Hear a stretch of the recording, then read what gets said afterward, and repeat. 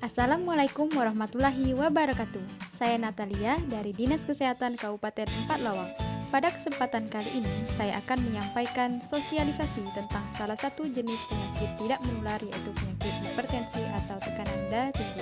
Untuk lebih jelasnya, marilah sama-sama kita simak materinya. Apa itu hipertensi? Hipertensi atau tekanan darah tinggi adalah suatu keadaan di mana tekanan darah sistolik lebih dari 140 mm merkuri dan tekanan darah diastolik lebih dari 90 mm merkuri. Tekanan darah sistolik adalah jumlah yang diukur dalam setiap detak ketika jantung berkontraksi dan mendorong darah melalui arteri ke seluruh tubuh. Angka tekanan darah sistolik yang normal adalah 120 mm merkuri. Tekanan darah diastolik adalah tekanan darah dalam arteri saat jantung sedang tidak berdegup. Angka tekanan darah diastolik yang normal adalah 80 mm merkuri. Klasifikasi tekanan darah klinik.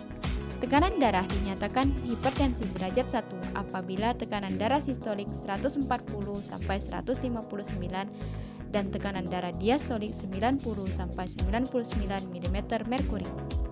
Waspada hipertensi. Hipertensi merupakan penyebab kematian utama secara global.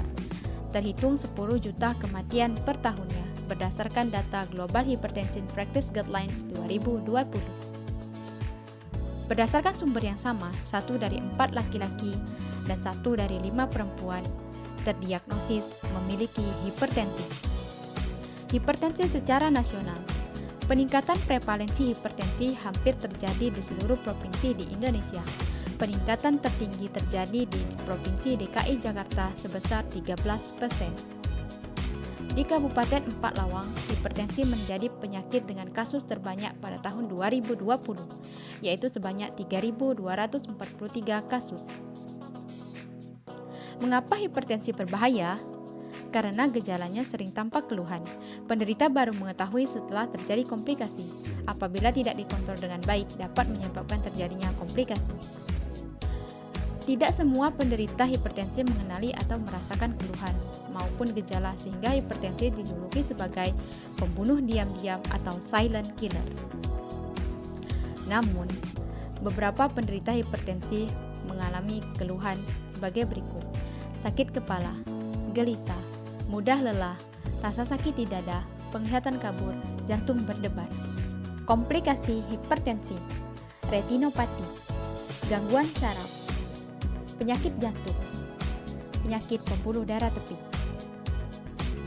gangguan cerebral atau otak, stroke, dan penyakit ginjal. Banyak sekali komplikasinya. Aku harus berusaha menjaga tekanan darahku agar tetap normal. Semangat! Faktor risiko hipertensi. Risiko yang tidak dapat dimodifikasi. Umur, jenis kelamin, riwayat keluarga atau genetik.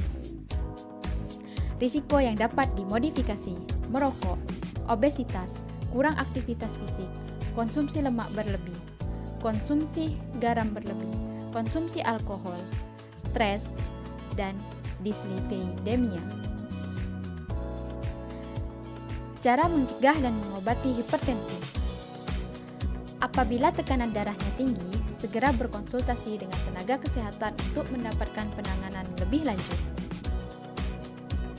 Beberapa penderita hipertensi dapat mengontrol tekanan darahnya dengan perubahan gaya hidup, seperti berolahraga, stop merokok dan hindari konsumsi alkohol, makanan sehat dan seimbang sesuai dengan pedoman isi piringku. Namun, beberapa lainnya memerlukan tambahan obat yang harus diminum secara teratur dan terus-menerus.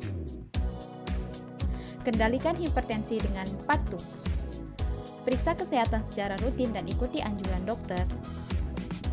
Atasi penyakit dengan pengobatan yang tepat dan teratur. Tetap diet dengan gizi seimbang. Upayakan aktivitas fisik dengan aman. Hindari asap rokok, alkohol, dan zat karsinogenik lainnya. Setiap orang harus memeriksakan tekanan darahnya secara rutin. Tekanan darah yang diperiksa harus dicatat, sehingga dapat dimonitor dengan ketat. Semoga sehat selalu. Terima kasih. Pemeriksaan kesehatan secara rutin dapat dilakukan di Posbindu PTM Desa setempat.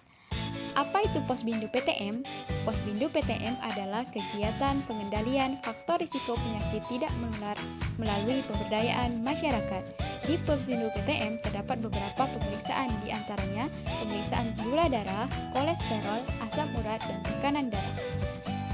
Yuk, sama-sama kita ke Posbindu. Screening PTM dimulai dari kita. Sekian video dari saya. Semoga bermanfaat. Wassalamualaikum warahmatullahi wabarakatuh.